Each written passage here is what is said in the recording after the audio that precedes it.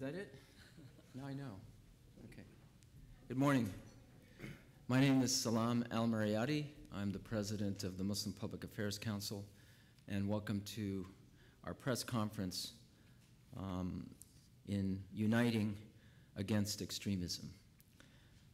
And before we start with the speeches, I want to begin by reminding viewers and listeners that MPAC is providing a live stream of the news conference via www.mpac.org/webcast, along with a global interactive discussion and social media campaign on Twitter using the hashtag United Against Extremism. During the question and answer session, we'll take a few questions from our online panelists. I'd also like to introduce our speakers, along with myself today. I'm honored that Dr. Muzammil Siddiqui, Director of the Islamic Society of Orange County and member of the Supreme Council of Mosques in Mecca, he's one of the most influential leaders in the Muslim world with impeccable academic credentials. It's also an honor to be with and to have Los Angeles Police Deputy Chief Mike Downing, who's commanding officer of the Counterterrorism and Special Operations Division. And with us also is Chief Roberta Abner, a 30-year veteran of the department who's commanded units and bureaus in most of the department's top leadership ranks, and she heads the Counterterrorism Division there. And after that, we'll have Miriam Ahmed, who is the daughter of the greatest, Muhammad Ali, and also she is working, and actually more importantly, with the city of Los Angeles in gang violence prevention. And some people ask, why are we doing this press conference now? Is it a reaction to what is happening? Actually, the work that we're presenting today, called the Safe Spaces Initiative, is a culmination of the Muslim Public Affairs Council effort in dealing with this problem of violent extremism for the last 20 years. We have had 3 major policy papers on the issue. One in 1993, one in 2003, and this paper that was actually released last year. And so this is a culmination of work for the last 20 years, and it involves interviews with over 100 people in law enforcement, the Muslim and interfaith community, and government people. And so it is an analysis on how we as communities can partner with law enforcement to work together in countering violent extremism. It is a violence prevention program. And therefore, when we talk about violence prevention, there is a responsibility for the community and there is a responsibility for law enforcement. Community cannot do law enforcement work, law enforcement cannot do community work. Community is responsible for the theological, community, social aspects in terms of dealing with this problem. Law enforcement is involved in criminal investigation and intelligence. So we have a division of labor that is constructed in this paper. The second aspect that's important of why Safe Spaces is a program that is effective is that it is a way of amplifying the voice of the mainstream community. It is something that is proactive in terms of taking steps to prevent violent extremism. And so when you look on the left here and you see the photos of people, these are the photos of the community. Doctors, lawyers, teachers, people working in all sectors of society, civil rights leaders. That's the community. We need to empower their voice. On that side is the handful of violent extremism that make up different religions, that have different objectives in terms of their distorted worldviews, but they converge in terms of instigating violent extremism on the streets of the United States of America, whether in Kansas City, in Oak Creek, the Alfred Murrah Federal Building in Oklahoma City, Boston, Fort Hood, and elsewhere. These are the people that do not represent the community. We need to create public space so that the voice of the mainstream defines the community and empowers community to speak out against violent extremism. And so your role as media, and social media as well, is critical because, let's face it, a story about one violent extremism will take up our media space. That is all people are talking about. But moderate, mainstream communities doing their work proactively usually is not newsworthy. So creating public space for the mainstream is critical in the strategy of empowering communities on this issue. Lastly, let me say, what is safe spaces? It is based on the PIE model, P-I-E. The PIE model is we have communities that work on prevention, intervention, and then ejection. In the case of Tamerlan Tsarnaev, for example, in Boston, he shouted out some strange rhetoric in the mosque against civil rights and against the imam who was speaking about civic engagement. And so he was kicked out of the mosque. And while that is understandable that people like that are kicked out of houses of worship, what we're saying is we need to intervene when somebody shows troubled behavior and demonstrates that in our house of worship. And in doing so, we try to rehabilitate the person first. We try to intervene to deal with mental health issues, maybe some issues involving their personal life that is leading to depression. Maybe they lost a job.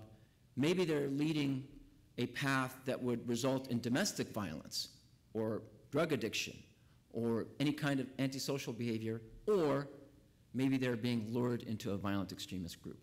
But it is the community that needs to intervene in that situation rather than going ahead and kicking that person out of the house of worship.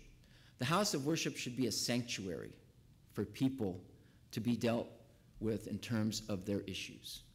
And so safe spaces creates that spiritual safety in the house of worship to deal with all sorts of issues. And it is also empowering communities to be an asset for public safety. That if they try to intervene and they find out that a person is involved in violent extremism, then in partnership with law enforcement, they can handle that situation. And so we have, as we said, the PIE model, prevention, intervention, ejection. Prevention really is promoting more civic engagement within the house of worship, talking about hot political issues, whether it is Palestine or Kashmir or Chechnya or what's happening in Afghanistan, US policy. We have to allow people to discuss these issues openly and deal with them in a way that channels their energy towards constructive means of on issues that have overreaching implications for all of us. But to channel them in positive, constructive ways is really the goal of safe spaces. Intervention, as we mentioned before, we intervene in cases where there are people that demonstrate troubled signs, and it is the community that intervenes. And they try to rehabilitate a person if they are clearly on that path of depression or involvement with any other antisocial behavior. And then ejection, once that is done, if we feel that we've done everything in terms of trying to rehabilitate the person and we cannot, then we eject the person, but in coordination with people involved and responsible for authorities of public safety. That is basically safe spaces. And we'd love to take your questions on that after we hear the rest of our speakers. So I'd like to have Dr. Muzammil Siddiqui come and speak at this time. Good morning. Greetings of peace to all of you. I am speaking the voice or expressing the voice of the religious leadership in America and also speaking mainstream Islam everywhere. I would like to emphasize that our faith, Islam, and all faithful Muslims in America and around the world stand for peace.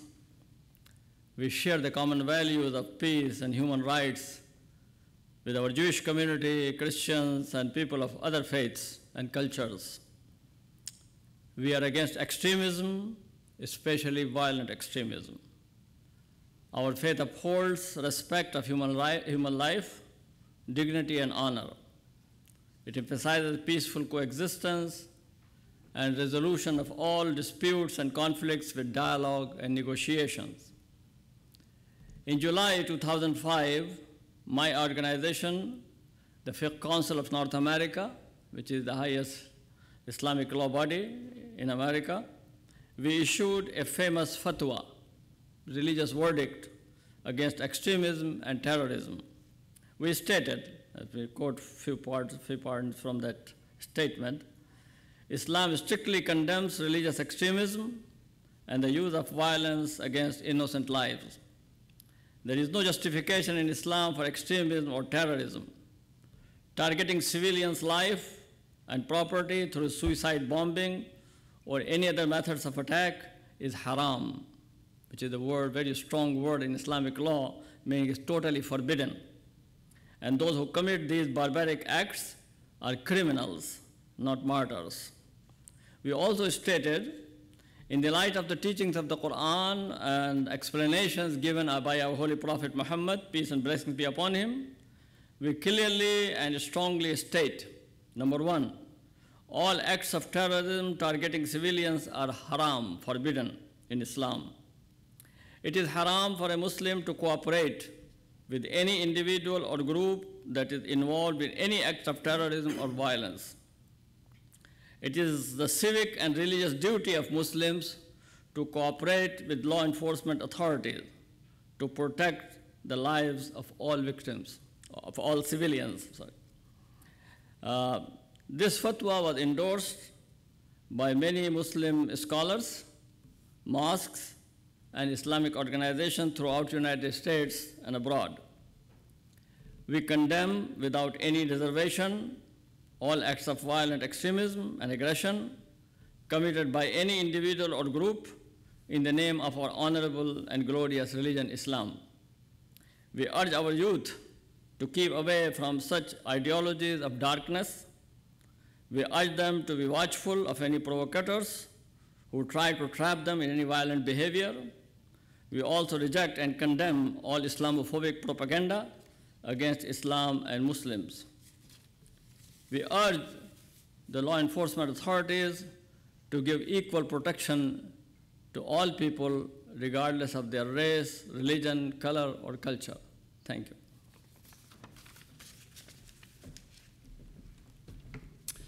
Thank you and good morning. My name is Mike Downing. I'm a Deputy Chief of the Los Angeles Police Department and Commanding Officer of our Counterterrorism and Special Operations Bureau.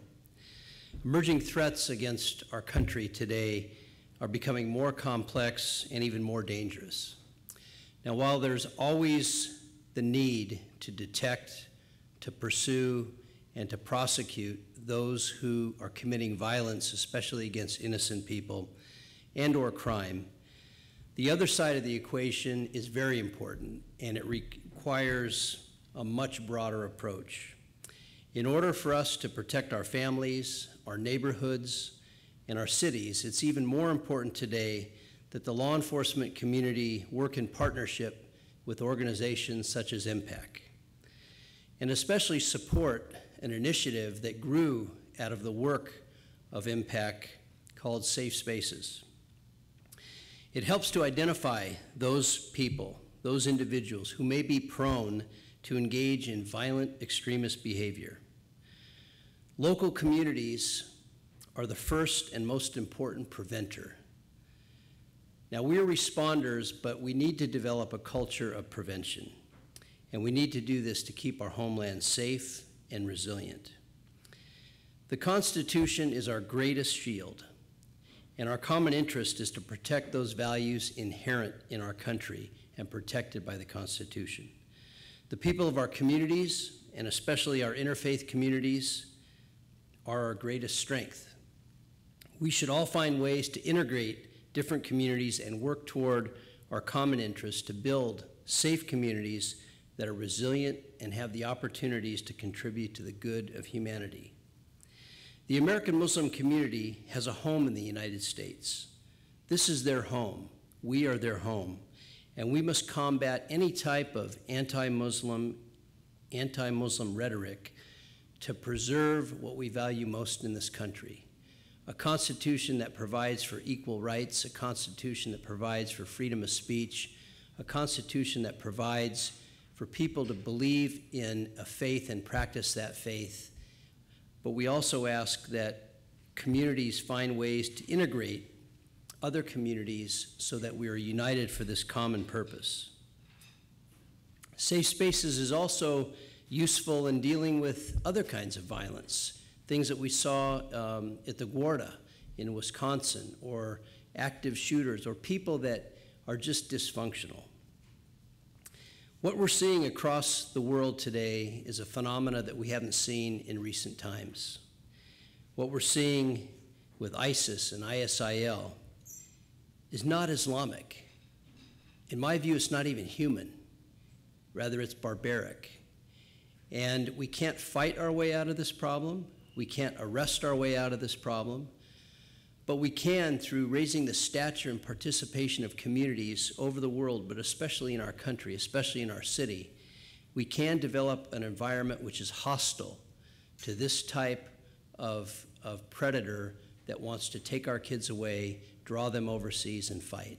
And I think it's time for all of us to stand up and participate in that great effort. Thank you.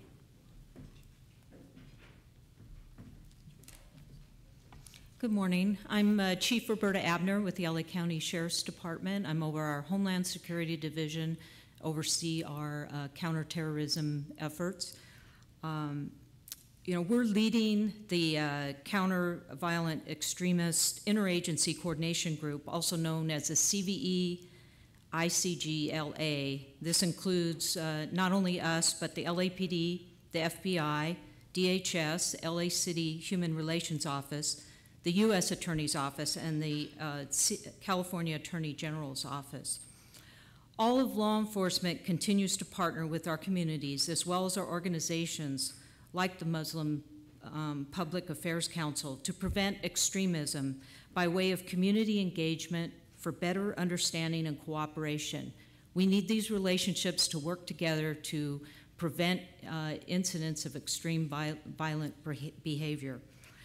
The White House selected Los Angeles, Minneapolis, and Boston to launch a counter-violent extremist national pilot program. Just last week, the Sheriff's Department attended a CVE summit at the Federal Law Enforcement Training Center with LAPD, the LA City Human Relations, and MPAC, and presented the LA CVE engagement model for all the participants. It's one of where we go into the communities and develop those relationships so that we will get the information that we need to prevent violent acts of extremism. The crisis in Syria, Iraq, Gaza, and Israel poses a potential threat to all of our local communities and solidifies the need to continue to work closely with our partners, as well as the leadership of the places of worship. Preventing violent extremism and protecting our communities remains a high priority as we continue developing strategies with all of our partners. The Sheriff's Department supports MPAC's Safe Spaces initiative and will continue to be a partner in the identification, prevention, and intervention of individuals who may be susceptible to violent extremism. And I thank you for your attendance today.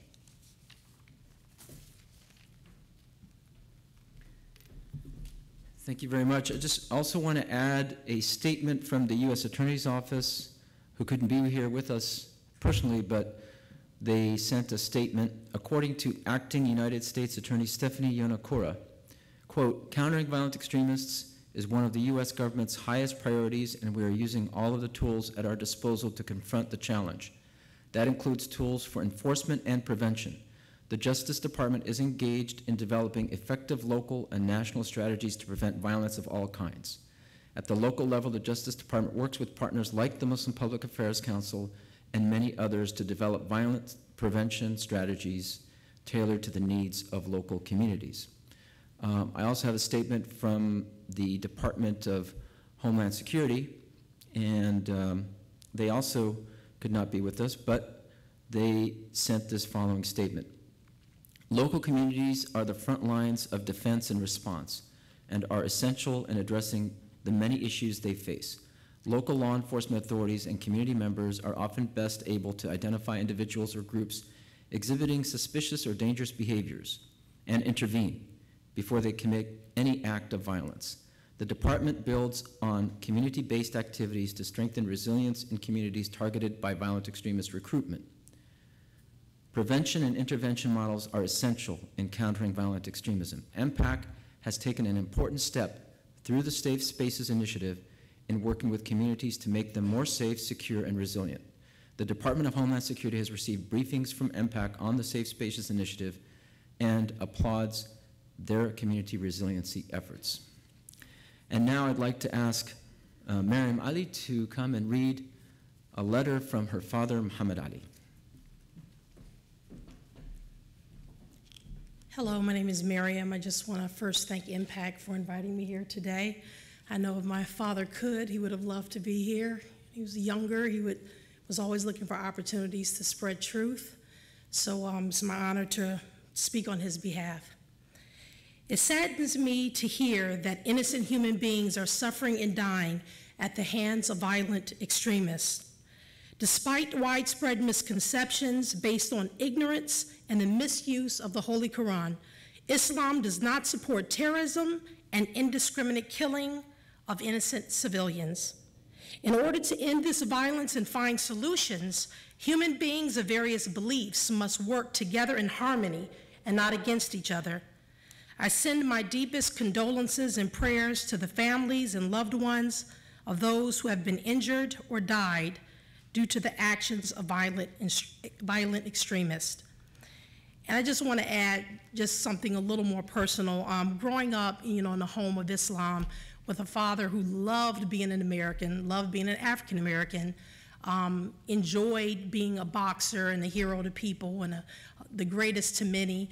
We always grew up in an environment where we respected all faiths, Christians, Jewish people, fasting in the month of Ramadan, reading the Quran from cover to cover, and never reading about terrorism or killing innocent people. So just from me to the public, I would just advise Muslims are not in this country or anywhere else, we're not the enemy, and when we realize that we need to be collaborative in an effort to finding solutions, that's when we'll be able to keep America safe, but not working against the Muslim communities. So with that, thank you again, and my father thanks you for all the work you guys are doing. Thank you so much, and that, I think what Miriam said, especially at the end, underscores the theme of the press conference, which is, again, our hashtag, United Against Extremism. We are not going to be able to deal with this problem separately. Law enforcement cannot do the work on its own, and communities cannot do the work on their own, and each faith community cannot be at odds with each other in trying to deal with this problem. It just adds to this idea of a cultural war, and that is the Al-Qaeda narrative. So in order to confront violent extremism effectively, we have to be united. And with that, we'd like to first take questions from the media here. Yes? So this sounds great as a theory and on paper, but specifically, how is this going to work on a practical level or in the real world? Who's responsible for recognizing a threat? Who is responsible for intervening? Who is responsible for ejecting without being labeled as anti-Muslim or anti-whatever? Right. How is that going to work without a problem? That's an excellent question. How it works is that you empower the local community. It is not somebody outside the community that says, you guys have a problem. It's the community that identifies these problems and handle it in the way they understand and the way their religion tells them to handle it, through compassion, through mercy, and through trying to rehabilitate the person. And so a good dose of faith, and as Dr. Siddiqui eloquently discussed, the proper theology, what is the proper religion, as opposed to a distorted view of religion and the world, that intervention is critical. And then with the local community, what Safe Spaces calls for is an infusion of resources with mental health experts, social service workers, teachers, peer counselors, youth coordinators. That kind of programming is important to develop healthy communities. That's part of the prevention, and engaging these people in discussions on all these hot topics. So it's the community that's empowered, so we don't have this friction between somebody being anti-Muslim or sympathizing with the other side in this situation. Does that answer your question? Could I add to that just a Sure. police piece of that? So I think that law enforcement does have a role in the intervention lane as well. Safe Spaces is based on prevention, intervention, and ejection. And we would like to think that we've built up enough trust in the communities that, similar to the gang model and the success that Los Angeles Police Department, Los Angeles Sheriff's Department has had with regard to violent street gangs, we found in that we can't win that or mitigate that risk by just putting people in jail. But if you get into the intervention piece and talk about social services and employment and character development and youth development, that's a more of a winning formula. And so same with this. We'd like to be in a position to help build a off-ramp for somebody who is starting to think about this but hasn't mobilized to violence yet. Now, there's no question when they mobilize to violence or they contact a leader and there's a conspiracy to plot against innocent people, we have to go the investigation and prosecution route. But if they're at a point where they're thinking about this, we think that we could help assist and support an effort like Safe Spaces to help build that off-ramp so they don't hit the criminal justice system, but instead they hit an intervention system that supplies them with the types of services they need to get them back on track.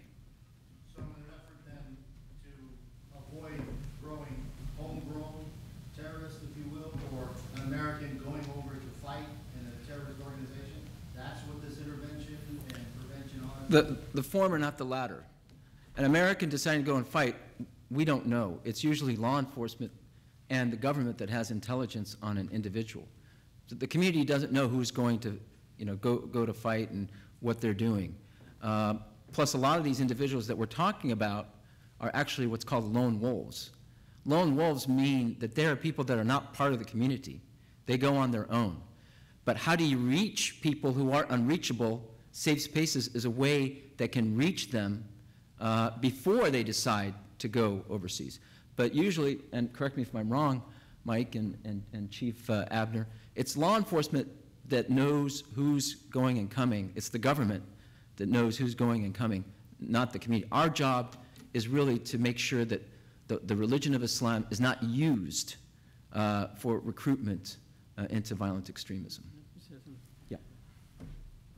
Our job as imams, as religious leaders, is to guide the people, to inspire them, to motivate them to do the right things. The law enforcement has to control. They have to check it. This is their job to do that. But we have to work together because the same objective is the same, to protect the society from any criminals. That is what it is. We are together in that. We have to work together. Thank you. Any other questions? Could you speak to a larger point outside specifically? You have individuals here, isolated cases of extremism.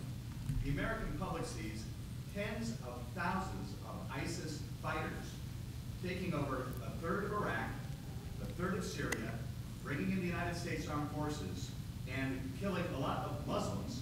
I noticed law enforcement mentioned ISIS, but no one else did.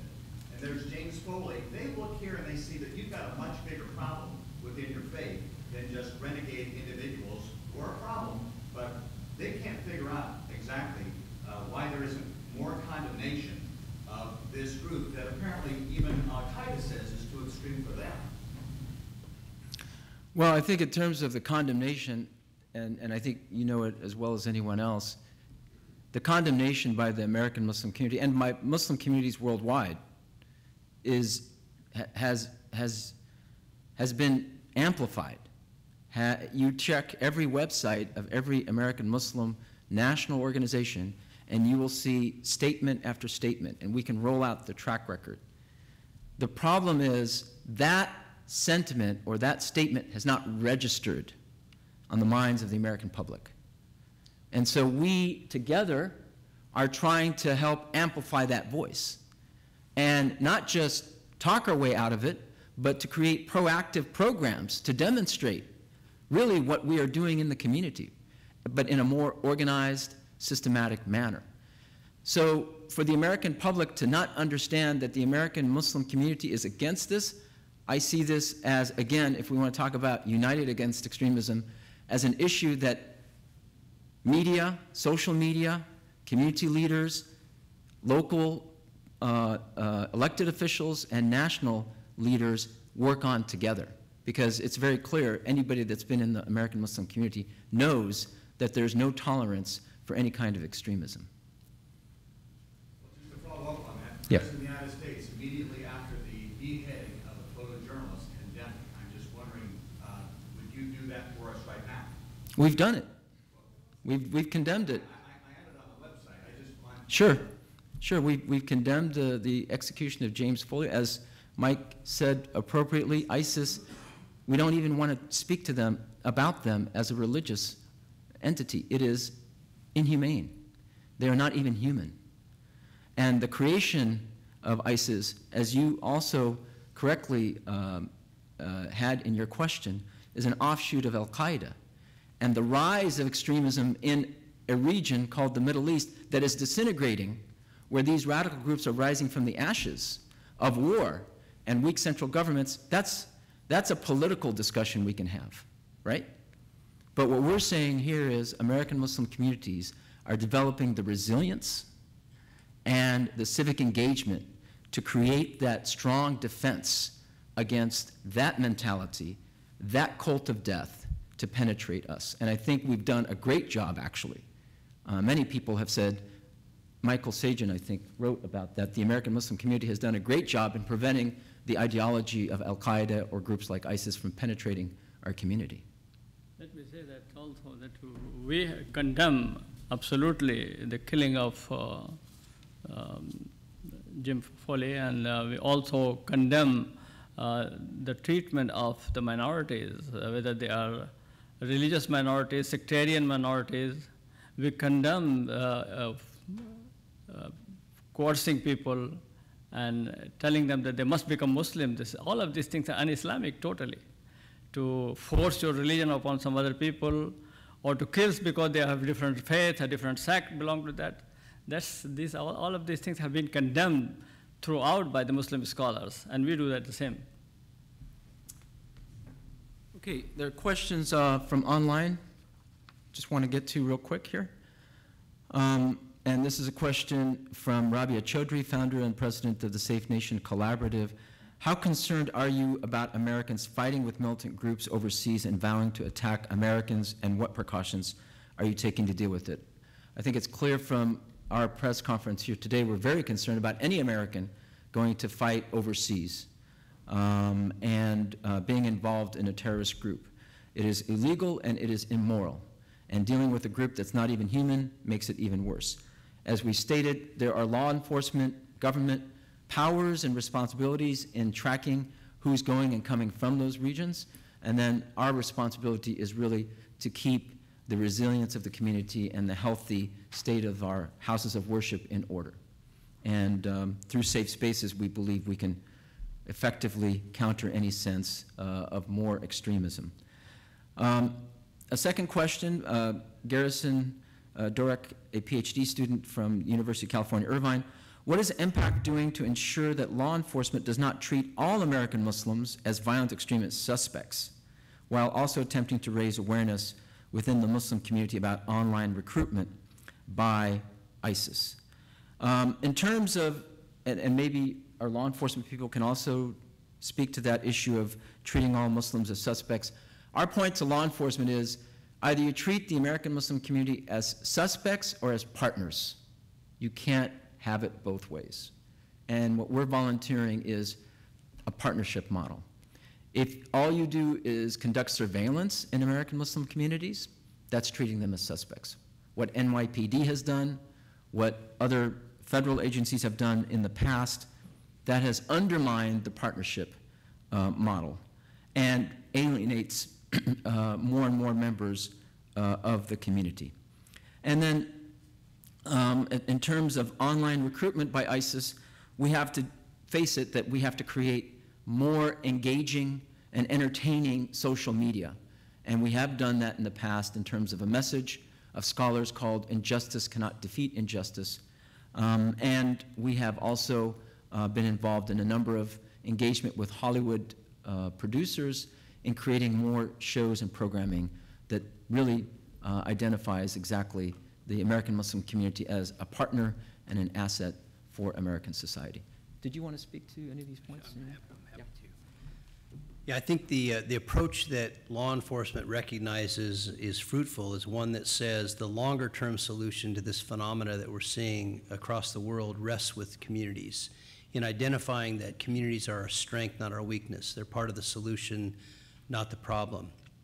And the more that we can identify and work with in partnership those that are discontent, have grievances, feel oppressed, instead of them being vulnerable to recruitment from the hardcore violent extremists, if we have the opportunity to push those individuals, groups, or communities closer to supporting the values of our country, then we become more resilient. And that's, so in addition to the detect, pursue, prosecute, for those that are already on that path, ready to go, ready to take a hit at innocent people, we're saying a bigger part of the equation rests with communities, a whole of government approach, whole of community approach, whole of nation approach. Yes. In addition to that, the Sheriff's Department has a Muslim Community Affairs unit within the Homeland Security Division. One of our deputies is sitting in the audience here. And we do outreach into the Muslim community. So that has had a tremendous impact for the Sheriff's Department in terms of building that relationship. And members of the Muslim community will directly contact our deputy and sergeants that work within that unit and provide us information if they have concerns that they want to alert us to. So that's something that's evolved over time, and you know, everything takes time in terms of building relationships and building that goodwill. And I feel we've had great success in that, just in the time that we've been going through with that relationship. So I think it kind of adds to what Chief Downing has kind of expounded upon, is what law enforcement is doing. Just really quickly, it's unfortunate for me to hear anyone say that we're not condemning this. And I think media shapes narrative, and unless we have media time to condemn, you're not going to know we're condemning it. So really, we need to speak to how much airtime are we getting, how much airtime can MPAC and organizations around the country get to say Muslims condemn this. I hear this all the time, and the media is not showing that. So please, you know, we need to write media. We need to be in the media more, on the news more, because the news stories aren't about this community and what MPAC is about. And until that happens, you know, lone wolves that are in masjids or people communicating overseas, they're not even seeing that narrative. They're not even seeing the condemnation of Islam, you know, the way people are representing Islam. So please, anyone listening today or thinking about or questioning who we are, study who we are first and look at your media, because we are approaching the media trying to get on, trying to condemn this, but we're not getting the airtime. Thank you. Great. Thank you. Any other questions? So last week, we Yes. saw the public execution of an American citizen journalist. And aside from that, groups like ISIS and ISIL are having these mass executions where they're killing people by the hundreds. How is that justified under Islam? It's not. No, I think our point is ISIS has nothing to do with Islam. It is a mafia. It is a group of thugs. It kills anything and everything that it considers to be its opposition. It killed 700 Muslims just the other day. It kills Yazidis. it bombed or it burned down the shrine of Jonah, and Jonah is a revered prophet in Islam. The people in the region are fighting against ISIS. So whether it's the horrific and barbaric and reprehensible public execution of Mr. Foley or any other act of terrorism, we're working to isolate that mentality and to have the mainstream, empowering the mainstream voice to overcome it, to prevail. And we believe that in time, as we continue working, humanity will prevail over inhumanity. And I think that's the issue. It's not really about religion. It's about whether you believe that human beings are sacred or you don't believe that human beings are sacred. And we all are on the side of saying that that inhumanity needs to be eliminated. Islam is such a large religion. Yes. And what we understand is these extremists are a handful of people. So how come you can't stop this? I mean, how come? Well, I know you don't want to use violence to stop violence, but what, I don't understand that if the majority of Muslims are condemning all of this, how come it still exists? Well, I think you also have to ask that question to the United States government and all the powers in the region. It's really a policy issue. How did this ever come to be? Such a group of, a gang, really, that has so much support financially, has equipment, apparently has tactical information. How did this ever come to be? Those are the questions that need to be asked.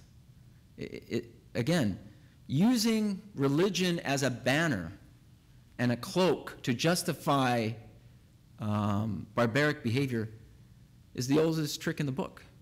A lot of people have done that in the past. That's what ISIS is doing. It's to show that they can be popular with the Muslim masses, but the Muslim masses are not following for it. They are not. This is still a small group, but obviously it has tactical, military, and financial support from something somewhere, and that's what has to be identified. Again, our purpose here is to be resilient as American Muslim communities against that, to keep and reinforce healthy communities and to empower them so they can speak out more. And we do this. People ask me, why do you guys put up with this? Every day you have to issue statements, and every day you're asked, where's your voice? You know, it's a struggle. But we do this because we love our country, the United States of America. We love our religion, Islam. We believe Islam has a place in America that can help enrich and give it more strength and more power throughout the world. And American Muslims want to serve. They're serving in the military. They're serving as health professionals. They're serving in partnership with law enforcement. They're serving as religious leaders. That narrative has to get out there. And that narrative will replace that extremist narrative that is getting way too much playtime in our media, unfortunately. Okay, with that, thank you very much. We'd be happy to answer questions individually afterwards, but we really appreciate you coming out here and helping get our message out. Thank you very much.